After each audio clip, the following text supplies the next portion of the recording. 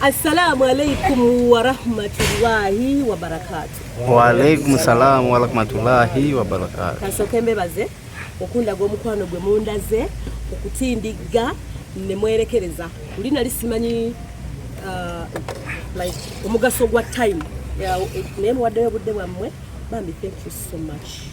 buli omu mu kitiiche esiimye nnyo salo ekitiibwa abaddizeewo ate mumpoze ebbanja onaye munneetagira nja kubaawo nete mukuba nnyo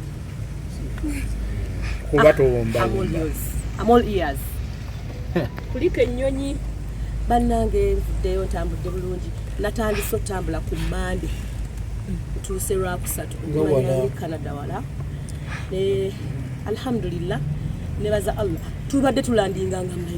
like kubanga wedda seetegeera nga sibitegeera nga ninga ali fine ne tube tulandinga nengamba mashallah ndi mukulandinga ntebe bannange byonna tubikola naye nge wakawe wasinga oba nafunamu kagundi kakutambula mbadde mulwadde nnyo ennaku 3 before my travel naye alhamdulillah n'endoboozi ndowooza muliwulira so ndi open era ebibuuzo byammwe naye nga nkomyewo na bidi nkomyewo n'amaanyi gonna biidhin rahman ge mwali mumanyiiko ne ge mwali mutamanyiiko n'ebintu bingi byenjiza gye mbadde so this time round ekintu kino kigenda kubeera kyanjawulo and I want to introduce to you this thing. Abantu badde basaba nnyo sebe n'abanaga tukube mu concert so n'ensalawo mbaleetere concert eno ate ine ekintu ekirala ekigiri emabega njagala kuddiza abantu after my show. Oh my god. Ekigendo va mu sheno kigenda kudda eri abantu so nja kibanjulira emunawo bamukyagadde so kibanjulira naye nga I am overwhelmed nebaza abakola bookings zonna kubanga nayogera ne management ne tuteekayo akalanga ako kaali ka mu covid naye munnange ne tulabanga abantu ekintu bakyagadde ne batandika omukubira Christmas yajjudde boxing day yajjudde emikolo mashallah barakallahu fiikum show zitandika lwakusatu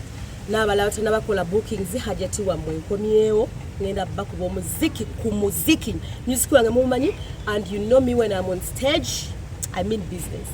I value your money nemba wekyo kyemwetaaga so mbasaba obwesigwa bwe mwali munnina matakati mu buddabolinge mukuba kati ndi mulalamu hajati ensawo zonna ozireese ensawo sizireese naade nina ensawo 9 naye ensawo babadde baziseera kubanga ndeseemu ensawo emu ngeri excess nitugisasudde $603 so tebakusuubira okuddamu kulaba entebe ng'oginda kyobadde otegeeza omuntu otambula bo n'okomawo naye nga ebise kitozi waffe yasalawo kubanga n'okukomawo era nali simanyi naye Allah alhamdulillah okomyewo Mungu waaba ayina enteekateeka toswaji kino kankigamba bwagizi bange tuyina plan naye tuyina master plana kati wobanga osaba musabe akuwa obuguniikirize kyekirungi kyakupulaningira so weesanga ebintu bikyuse nga tomanyi nange nalabira awo nga ngamba kati nzirayo kyaddola Hajati station wali wagendera mu kagaali ng'oli muyi tusuubire nti baakulongoosa buli kimu kati kiri talatibu ge maddagano mbadde ku treatment okumala omwaka gumu n'ekitundu naye alhamdulillah bama ne bazuula eddagala era kati likola bulungi tebadde balinda kulabanga balabe kuba bankyusa mbadde ku ddagala lya mirundi like 17 naye ne bagalino liganye ne banteeka mu byuma and all the stuff naye alhamdulillah pressure yali ya damaginga emisuwa gyange egisinga olw'ebintu byempiseemu byenze mpitamu ng'omuntu so mbambi banzijana I thank God and I'm okay. Ibn Rahman. Omazeyo bbanga ki Bulaya? Mazeyo emyaka 2 n'emyezi 5. Bade ndaweza kusa. Lwamala okujjanjaba n'ofuna omulimu n'otandika okukola. Ate nno munnange olowooza nagufuna maze n'okujjanjaba nkugambye namalo maze omwaka gumu ku treatment omwaka gumu n'ekitundu ku treatment ate natandika okukola nga nakamalayo emyezi 3 kuba nali nfunye work permit tosa abeerawo eri nga tukola kulinda process weeneegira obeerewo otya eri teri bawagizi bange nga mmwe kuba eno omuntu akuwaayo n'obuwi ssente eri munaye gwe weemanyira ennaku obeera kaana kambaata so natandikirawo eno twabadde tufuna third party information nti eri obadde osoma busawo sebbanga lyomazeeyo obadde okola oba obadde osoma busawo byonna eri tusobola kubeerawo nga tukola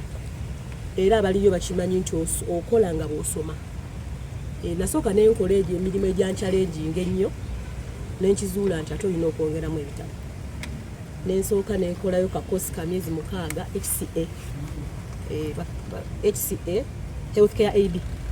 kati nengenda nga ngenda nyongerako kubanga gyokoma okwongerako gyokoma n'okufuna akasente akategeereka yes Hajjati abadde bagamba nti ekyeyo kyaganye bwe kusalawo dde waka kituufu kyeyo kiganye anti kati nze engeri gye saateesa nabo nze saagenda kuba kyeyo nze nagenda kunzijanjaba nentuuka eri nga nina okufuna embeera embeezaawo kati ate newe nali ngenda sirina gwe nateesa naye ate ne bakiba kinneme era alhamdulillah ekirungi nkomyewo eka ate nomala era n'otukabirira nti ekyeyo kiri taafu kyomukwano kiri taafu era this is what I'm going to tell you abantu abali ku byeyo mubawe respect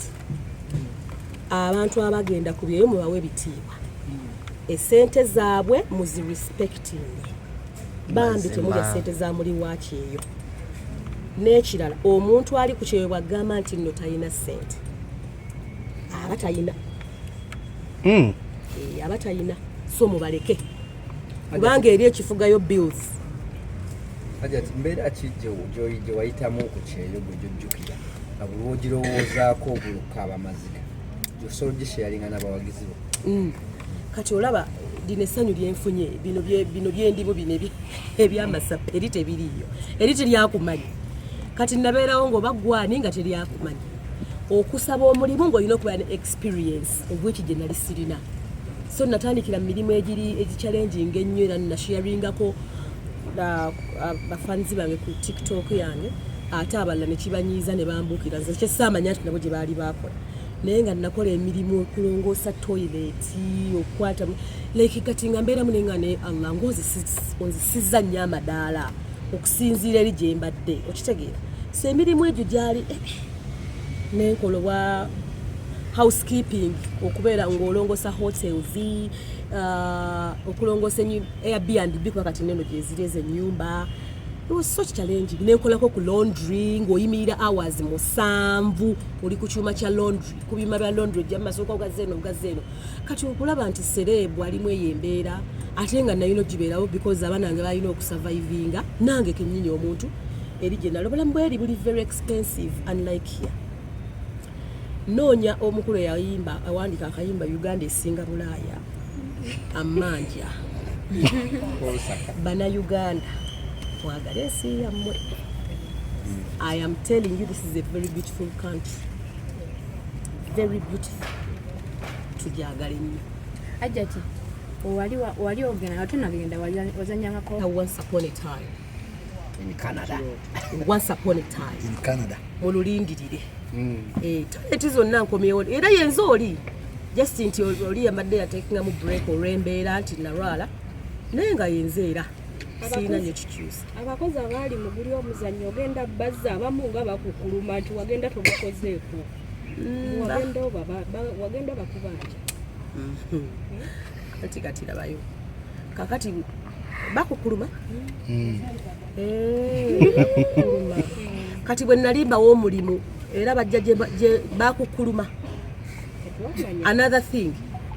bakola nange ebbanga ki okay kati lwaki baavaayo nga siriwo okitegeera buli muntu alina kintu kye mu mutwe baali bamanyi abantu baali ndooza bamanyi sigenda kudda okitegeera baali bamanyi sigenda kukomawo kati nakati bakukuluma wallahi nze kankubulireko ne gwe nawo omutwalo yasayininga ate si buli gwe babanja nti olina genda mu kukundi okitegeera si buli gwe ffenna batubanja ensi yonna bagibanja ne bwendi wano bammanja okitegeera so okubanja is not a big deal nti olina genda n'ogamba gundi mubanja n'abo bennyini ate era ababanja ate era balina bababanja so si mawulire nti station mubanja nti kiragazaawo Uganda kati kale bwagira kati ki abazanyi bonna buli gwe nayina mwagala ku body weba lero linabayita nti bannaye mukomeewo naye kati mukomeewo management mugimanyi omukulu Sir Lawrence contact him tugenda zanya once upon a time twagala abakadde n'abapya siina gwembola kubanze siina lutalo ku muntu siri muntu wantalo by the way okay Ajat wotabadde band music yaliko ebintu byange nabireka mu mikono mirungi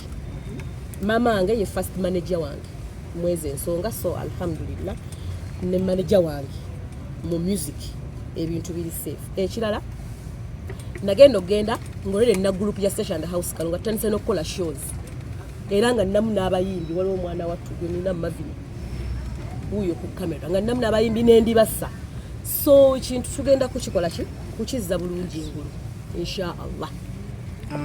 Ajati ekibuuzo kyange wagendera era waliwo ebyayogerwako ku linnya lyo nti otwala abantu wabweru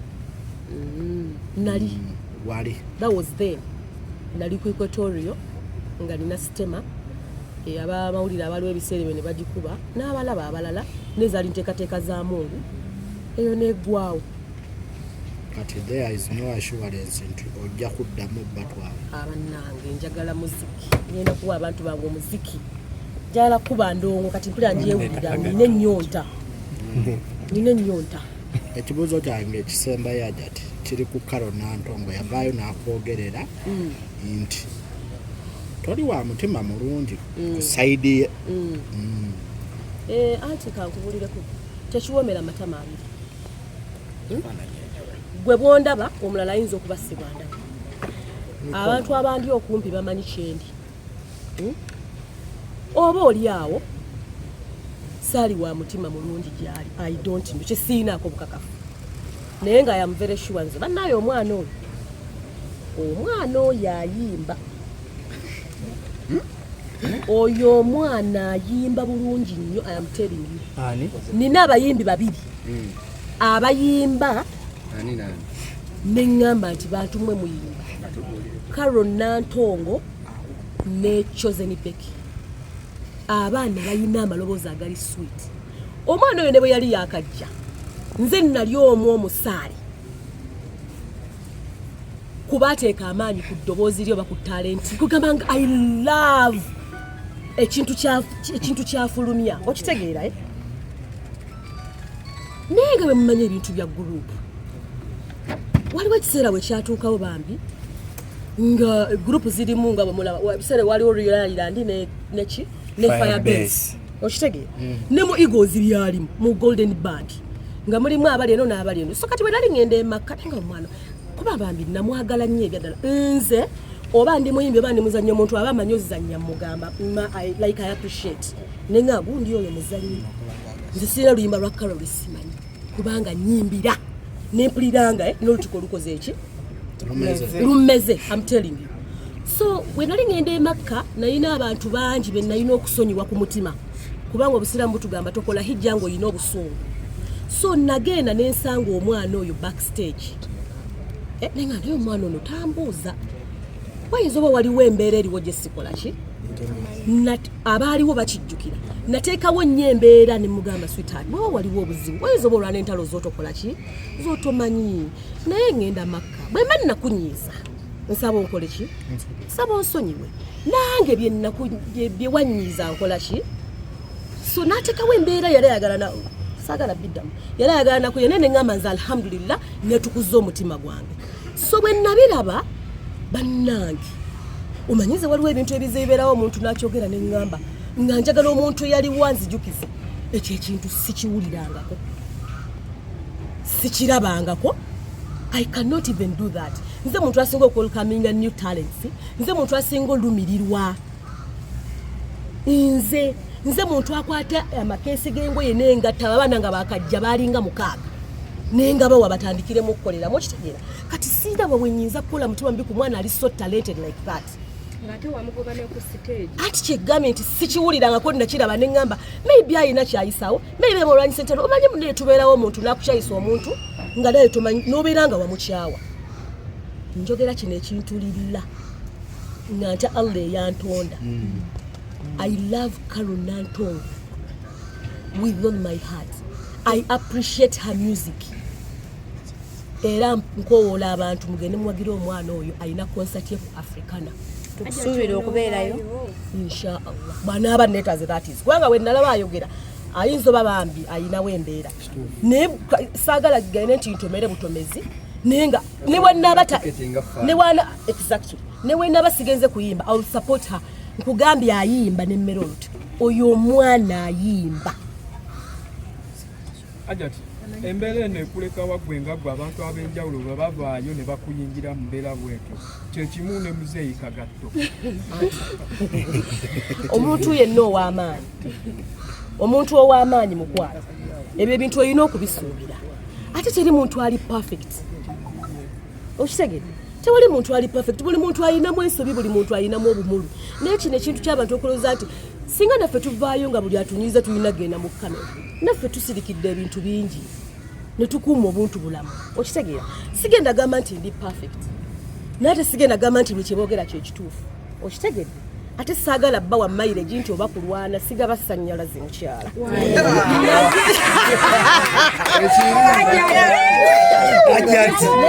tugambye nabo tebakuwamu tosobola kusimba kinnya nga tosimyewo tosobola kusimba muti nga tosimye kinnya never omuntu w'amaanyi gwe bakola ki naye ekinneewuunyisa nti mbadde nabo mu industry for a long time lwaki basalawo kuvaayo nga siriiwo ekino kyo mukirowoozeeko why that time exactly Hajati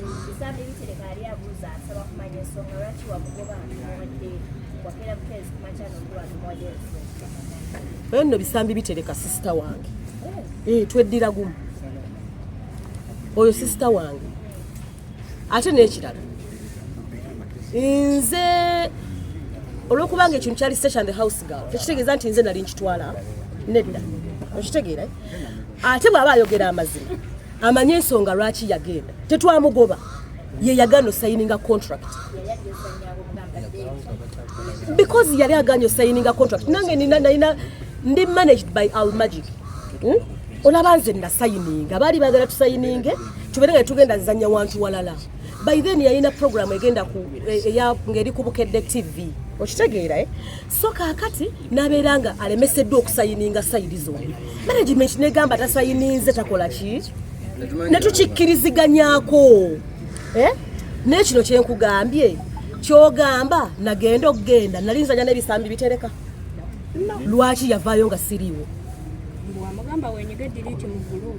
siganyi byonna sisobola bigaana naye kyenga ate nga sinze nalina admin nze gurupu siira na budde boogera abaana gye bali abanjogera naye kyeŋŋamba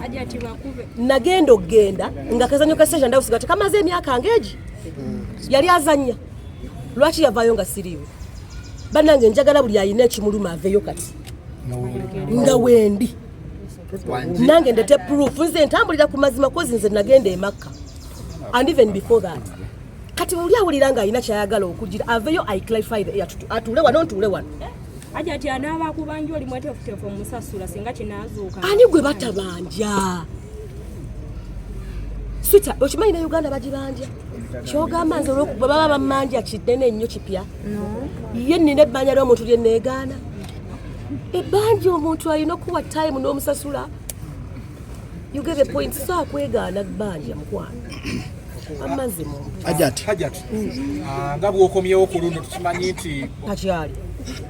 nti yasembayo kugamba nti omukubire ku simu mwogere mwayogerezegana kyewa njogera naye buli lunaku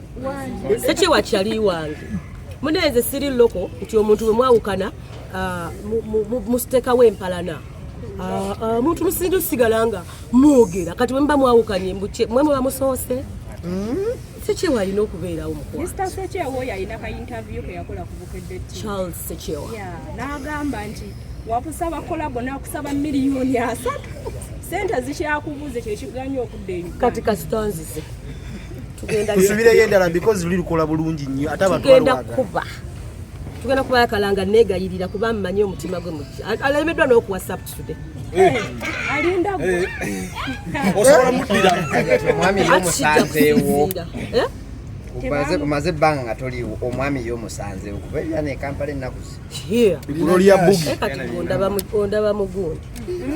ondaba mu hijabu mukwana alhamdulillah omwami waali ngaalagawo nempita beetale kati empeta gye tulaba tetulaga mibiri abamanyi kyemusirikidde maama yankuza balaga akawetaako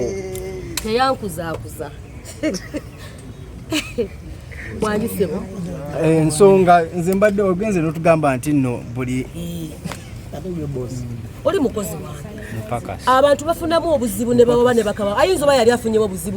obuzibu nange naye temumukuba nnyo ate kubeera nga mumulemesa ebyo mu maaso